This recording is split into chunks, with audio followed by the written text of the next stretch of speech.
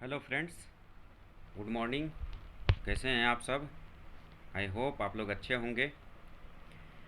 Current affairs के session में आज हम लेकर के आए हैं ये वीडियोस।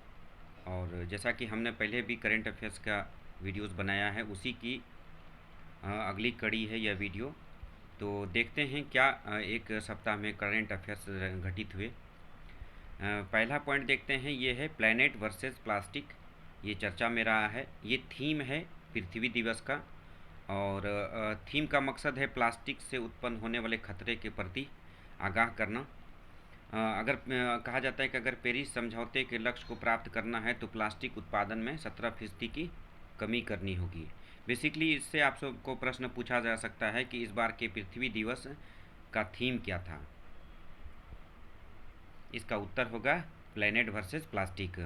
और पेरिस समझौते का संबंध किससे है वो नीचे हम देख लेते हैं। पेरिस समझौता क्या है? जलवायु परिवर्तन पर कानूनी रूप से यह बाध्यकारी अंतर्राष्ट्रीय संधि है। जो जलवायु में परिवर्तन हो रहा है उसको रोकने के लिए, उसके बचाव के लिए एक समझौता हुआ है वैश्विक स्तर पर। इसी को पेरिस समझौता कहा जाता है। यह हुआ है 12 सितंबर 2015 को पेरिस में हुआ है, फ्रांस में। संयुक्त राष्ट्र जलवायु परिवर्तन सम्मेलन, जिसको कॉप सम्मेलन कहा जाता है, उसमें इसको अपनाया गया है। यह 4 नवंबर 2016 को लागू हुआ है। पेरिस समझौता क्या है? एक अंतर्राष्ट्रीय संधि है जिसका लक्ष्य है कि वैश्विक औसत तापमान को औद्योगिक पूर्व औद्योगिक स्तर से 2 डिग्री सेल्सियस नीचे रखना और तापमान वृद्धि को पूर्व औद्योगिक स्तरों से 1.5 डिग्री सेल्सियस तक सीमित रखने का प्रयास करना है। इसका मूल उद्देश्य ये है ये बताने का कि पेरिस समझौता अगर आपसे अगर पूछा जा सकता है कि यह किस चीज़ से संबंधित है, तो जलवायु परिवर्तन से संबंधित है। अब अगला एक पॉइंट जो चर्चा में रहा है वो है नेतन्याह यहूदा। ये क्या है? आपसे पूछा जा सकता है मिलान करने के लिए कि हाल में नेतन्याह यहूदा नाम का जो एक डिफेंस आर्मी है वो किस देश का है, तो पूछा जा सकता है। देखिए, इजराइल हमास संघर्ष और ईरान से जो तनाव बढ़ रहा है उसके कारण अमेरिका ने इजराइल को एक जो है चेतावनी दिया है कि क्या चेतावनी दिया है कि वह इजरायली डिफेंस फोर्स की एक कट्टरपंथी सैन्य टुकड़ी है। तो नेतन्याह यहूदा क्या है? इजरायली डिफेंस फोर्स की कट्टरपंथी सैन्य टुकड़ी को यहूदा कहा है। उसने चेतावनी दिया है कि उस पर वो प्रतिबंध लगा सकता है, क्योंकि उस पर मानवाधिकार के फिलिस्तीन के खिलाफ जो युद्ध चल रहा है उसमें इस गुट पर, इस सैन्य टुकड़ी पर मानवाधिकार के उल्लंघन का आरोप है। एक और बिहार का एक महत्वपूर्ण जो न्यूज़ खबरों में रहा है, बिहार के मुख्यमंत्री द्वारा प्रदूषण नियंत्रण बोर्ड के क्षेत्रीय कार्यालय की स्थापना की गई है पूर्णिया और भागलपुर में। तो आपसे पूछा जा सकता है कि हाल में प्रदूषण नियंत्रण बोर्ड के क्षेत्रीय कार्यालय की स्थापना बिहार में कहाँ की गई है, तो इसका उत्तर होगा पूर्णिया और भागलपुर। दोनों एक दूसरे से निकटवर्ती जिला ही है, तो इसको ध्यान में रखने की ज़रूरत है। अगला एक और महत्वपूर्ण बिंदु था कि पटना में एशिया का पहला डॉल्फिन शोध संस्थान की शुरुआत की गई है पटना में, ये पूछा जा सकता है। एक और term internet of things newspaper में चर्चा में रहा है। इंटरनेट ऑफ थिंग्स क्या है? जो स्मार्टफोन है, अगर आपके स्मार्टफोन से आने वाले फ्यूचर में या अभी भी ऐसा हो गया है, सिस्टम हो गया है कि आपके स्मार्टफोन से आपके घर के सभी उपकरण वो कनेक्ट हो जाते हैं। और जैसे जैसे हम एडवांस युग में आते जाएंगे तो हमारी ज़रूरत की जितनी भी चीज़ें हैं वो हमारे स्मार्टफोन, हमारे मोबाइल से कनेक्ट होती जाएंगी। तो उसी को इंटरनेट ऑफ थिंग्स कहा गया है। मतलब आप मोबाइल से कंट्रोल कर सकते हैं दरवाजे को लॉक करने का, आप मोबाइल से कंट्रोल कर सकते हैं अपने फ्रिज को, अपने एसी को, अपने कार को। तो इसी को इंटरनेट ऑफ थिंग्स कहा जाता है, मतलब इलेक्ट्रॉनिक उपकरणों का स्मार्टफोन से जुड़ाव। अगला एक अनुच्छेद, संविधान का अनुच्छेद 105 और 194 बहुत इम्पोर्टेंट है, इस पर प्रश्न पूछा ही जाएगा। ये दोनों अनुच्छेद काफ़ी चर्चा में रहा है। चर्चा में क्यों रहा है? ये दोनों अनुच्छेद सांसदों और विधायकों को शक्ति और विशेषाधिकार देता है बोलने का। संसद में कोई भी सांसद बोल सकता है संविधान के अनुच्छेद 105 के तहत, और विधानसभा में विधायक बोल सकता है 194 के तहत। उनको बोलने का पूरा अधिकार रहता है। संविधान पीठ ने, जो इधर संविधान पीठ गठित हुई तो उसने फैसला सुनाया कोई भी सांसद या विधायक संसद या विधानसभा में वोट करने या भाषण देने के लिए रिश्वतखोरी के आरोप में अनुच्छेद 105 और 194 के तहत आपराधिक छूट से मुकदमे से छूट पाने का विशेषाधिकार का दावा नहीं कर सकता है। मतलब ये हो गया कि आप 105 और 194 का इस्तेमाल करके आप संसद में वोट करने के लिए, भाषण देने के लिए रिश्वत नहीं ले सकते हैं। इसका कहने का मतलब यही हुआ।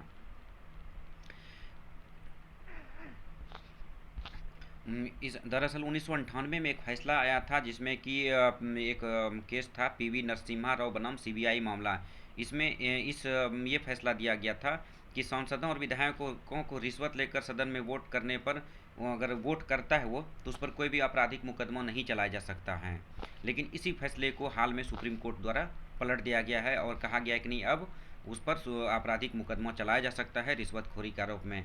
आप 105 और 194 जो अभिव्यक्ति की स्वतंत्रता देता है सांसदों और विधायकों को अपने अपने सदन में, उसका सहारा लेकर के आप रिश्वतखोरी नहीं कर सकते, आपके ऊपर आपराधिक मुकदमा चलाया जाएगा। अगला एक महत्वपूर्ण चर्चा में था पद्म विभूषण पुरस्कार। पूर्व उपराष्ट्रपति माननीय एम वेंकैया नायडू और सुलभ इंटरनेशनल के संस्थापक बिंदेश्वरी पाठक को मरणोपरांत और प्रसिद्ध भरतनाट्यम निरंगना पद्मा सुब्रमण्यम को पद्म विभूषण दिया गया है। ये याद रखने की जरूरत है। एम वेंकैया नायडू, बिंदेश्वरी पाठक और पद्मा सुब्रमण्यम को दिया गया है। जबकि डॉक्टर सीपी ठाकुर, मिथुन चक्रवर्ती, उषा उत्थुप और यूपी के पूर्व राज्यपाल राम नाईक और सीताराम जिंदल को पद्म भूषण से सम्मानित किया गया है। अब क्या होता है ये पुरस्कार देख लेते हैं। भारत रत्न के बाद भारतीय गणराज्य का दूसरा सबसे बड़ा नागरिक पुरस्कार है ये। 2 जनवरी 1954 को स्थापित किया गया था। यह पुरस्कार असाधारण और विशिष्ट सेवा के लिए दिया जाता है।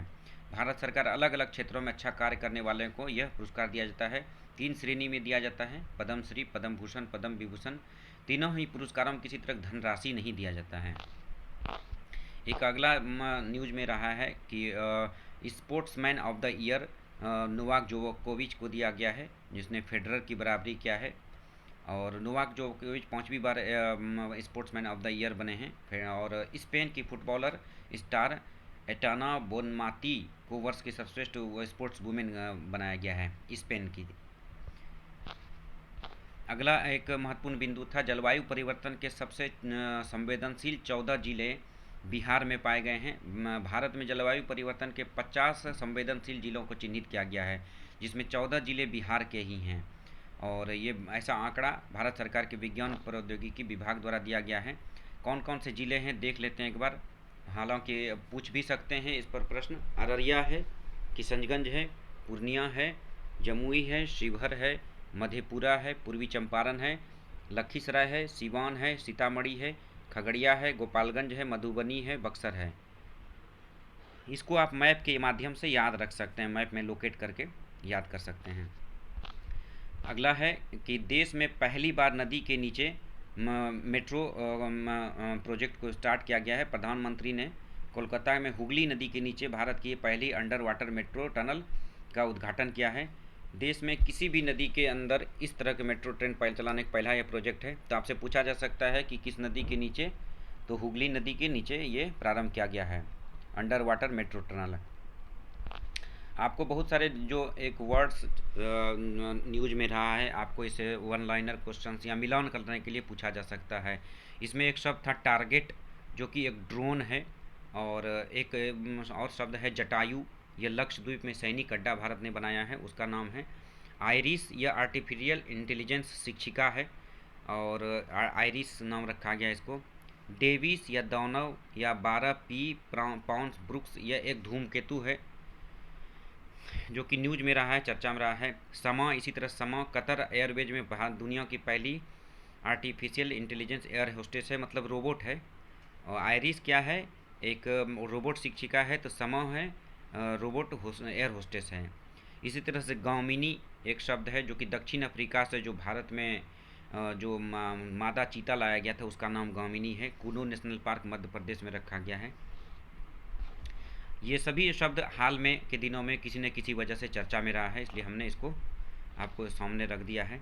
अब अगला पॉइंट है कार्बेट टाइगर रिजर्व के बारे में। अवैध निर्माण और पेड़ों की कटाई को लेकर के काफ़ी चर्चा में है। ये जो कोर्ट है, माननीय उच्च न्यायालय है, उसने इस पर जो है कड़ी फटकार लगाई है। वहाँ के जो पदाधिकारी हैं पेड़ों की कटाई को लेकर के। देश के राष्ट्रीय उद्यानों के सीमांत क्षेत्र और बफर जोन की भी चर्चा रहा है। सीमांत क्षेत्र और बफर क्षेत्र क्या है? सीमांत क्षेत्र और बफर क्षेत्र ये सभी जो है टाइगर रिजर्व से भी जुड़े हुए क्षेत्र हैं। और आपसे पूछा जा सकता है कि सीमांत क्षेत्र और बफर जोन इसका संबंध किससे है, तो आप टाइगर रिजर्व को इसका संबंध टाइगर रिजर्व से है। भारत में बाघों की परियोजना 1973 में शुरू की गई थी, ये याद रखने की ज़रूरत है। अगला पॉइंट है कि बिहार में एक अध्ययन आया कि बिहार में ईंट भट्टों से निकल रहा है सर्वाधिक कार्बन। इसका क्या उपाय है, आपसे पूछा जा सकता है साइंस एंड टेक्नोलॉजी में। इसका उपाय है कि जिग जैग की प्रणाली के माध्यम से ईंट भट्टों के निर्माण होना चाहिए, उससे कम कार्बन उत्सर्जन होगा। दूसरा है कि जो फ्लाई ऐश है उससे लाल मिट्टी के बजाय फ्लाई ऐश से, अगर जो कोयले का जो रहता है अपशिष्ट जिसको फ्लाई ऐश कहते हैं, उससे अगर ईंटों का निर्माण किया जाए तो उससे प्रदूषण और लागत में भी कमी आएगी। और नीचे भी लिखा हुआ है कि राज्य के थर्मल पावर से निकलने वाले फ्लाई ऐश का उपयोग ईंट बनाने में किया जा सकता है। बायोमास पिकेट का उपयोग ईंट बनाने के में करने से प्रदूषण में कमी आएगी।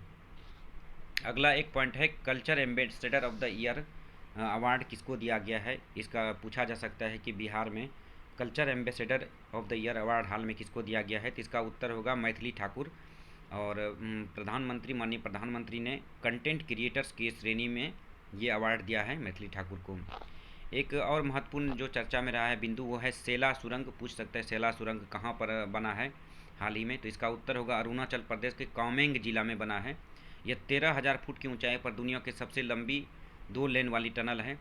यह टनल परियोजना एलएसी की ओर जाने वाली अलग रास्ता बनाती है। यह सैन्य कर्मियों और उपकरणों को बिना रुकावट आवाजाही के सुनिश्चित करेगा। यह क्या चीन के साथ एलएसी के पास तेजपुर को तवांग से जोड़ेगा। सेला कहाँ है, अरुणाचल प्रदेश के कामेंग जिला में, और तेजपुर को तवांग से जोड़ेगा और हमारे एलएसी बॉर्डर के करीब है ये। अगला पॉइंट है मिस वर्ल्ड का ताज। चेक गणराज्य की क्रिस्टीना को मिला है इस बार का वह मिस वर्ल्ड का ताज।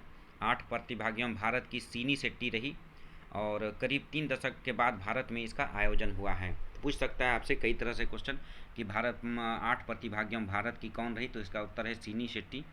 और इसका आयोजन कहाँ हुआ था, भारत में हुआ था। और कौन बनी है, तो चेक गणराज्य की क्रिस्टीना। अगला उत्तर ये है पॉइंट है कि यूरोपीय देशों से भारत का मुक्त व्यापार हुआ है। मुक्त व्यापार भारत और 4 देशों के समूह के साथ हुआ है मुक्त व्यापार यूरोपीय देशों के साथ। इसमें 4 देश हैं आइसलैंड, लिस्टेनस्टीन, नॉर्वे, स्विट्जरलैंड। और यह करार होने से वस्तुओं और सेवाओं और निवेश को दोतरफा बढ़ावा मिलेगा। और इससे भारत में बिकने वाले जो यूरोपीय उत्पाद है, यूरोपीय जो सामान हमारे देश में बिकता है जैसे स्विस, घड़ियाँ, चॉकलेट, ये सब सस्ते हो जाएंगे। और एक और महत्वपूर्ण जो बिंदु चर्चा में रहा है वो है समूचे देश में सीए लागू कर दिया गया है। अब इसमें 2 तरह पॉइंट्स आपसे 2 तरह प्रश्न पूछे जा सकते हैं। एक तो ये कि सीए के तहत किन किन देशों के जो अल्पसंख्यक हैं उनको नागरिकता दी जाएगी, और दूसरा किन किन समुदाय के लोगों को दी जाएगी, ये आपको ऑप्शन बनाकर पूछा जा सकता है। तो इसमें बांग्लादेश, पाकिस्तान और अफ़गानिस्तान 3 देश ही ऐसे हैं। पाकिस्तान, बांग्लादेश जो कि भारत का हिस्सा था, और अफ़गानिस्तान, ये 3 देश। और इन 3 देशों से जो भी अल्पसंख्यक समुदाय प्रताड़ित होकर के आएंगे उनको नागरिकता कानून के तहत नागरिकता दी जाएगी। इनमें से कौन कौन से समुदाय हैं वो भी चिन्हित कर दिए गए हैं। इसमें है हिंदू, सिख, जैन, बौद्ध, पारसी और ईसाई। इसमें मुस्लिम नहीं है। तो आपको ये ऑप्शंस दिए जा सकते हैं और पूछे जा सकते हैं, इसको ध्यान रखने की ज़रूरत है। अब एक अगला जो महत्वपूर्ण जो है एक पॉइंट चर्चा में रहा है वो अग्नि 5 के बारे में रहा है। अग्नि 5 क्या है, अपना एक मिसाइल है अग्नि 5। इसको एक अलग टेक्नोलॉजी से लैस किया गया। उस टेक्नोलॉजी का नाम है multiple independently targetable re entry vehicle, यानी कि एक साथ ये कई लक्ष्यों को वह भेद सकता है। यह तकनीक अभी अमेरिका, ब्रिटेन, फ्रांस, रूस, चीन के पास ही है, मतलब जो कि सुरक्षा परिषद के अस्थायी सदस्य हैं उन्हीं के पास है। भारत 6ठा देश है इस टेक्नोलॉजी को हासिल करने वाला। अग्नि 5 एक इंटर कॉन्टिनेंटल बैलिस्टिक मिसाइल है। अब इंटर कॉन्टिनेंटल बैलिस्टिक मिसाइल क्या होता है वो भी देख लेते हैं। यह वह मिसाइल होता है जो कि 5500 किलोमीटर या 3400 मील से अधिक की रेंज तक मार कर सकता है और परमाणु हथियार लेके कैरी कर सकता है। हाल में बिहार में बाल श्रम, अगला देख सकते हैं, बिहार में बाल एवं किशोर श्रम प्रतिषेध एवं विनियमन संशोधन नियमावली 2023 लाया गया है। और जिसके तहत यह निर्धारित किया गया है कि एक बच्चा जो भी है उसको 3 घंटे से अधिक समय तक उसको काम में नहीं लगाया जा सकता है। हम जानते हैं कि संविधान के अनुच्छेद 24 में बाल श्रम को निषेध किया गया है। तो पूछा जा सकता है कि बाल श्रम निषेध संविधान के किस अनुच्छेद में है, तो अनुच्छेद 24 है इसका उत्तर। अब अंत में देख लेते हैं एक और पॉइंट है ऑस्कर अवार्ड, जो एक फिल्म आई थी ओपेनहाइमर, इसको 7 ऑस्कर मिला है ओपेनहाइमर। और वहीं जो है फिल्म पुअर थिंग्स में अभिनय के लिए अभिनेत्री एम्मा स्टोन को बेस्ट एक्ट्रेस का मतलब कि बेस्ट एक्ट्रेस का अवार्ड मिला है और सर्वश्रेष्ठ अभिनेत्री का, और सिलियन मर्फी को सर्वश्रेष्ठ अभिनेता का सम्मान मिला है। तो दोस्तों आज का ये करंट अफेयर्स था, और इसी तरह से हम मिलते हैं अगले वीडियो में फिर नए कुछ करेंट्स के साथ, और हम आपसे उम्मीद करते हैं कि आप अपना फीडबैक ज़रूर देंगे, और जो भी इस वीडियो में चर्चा की गई है वो आपके काम के लायक है। Thank you.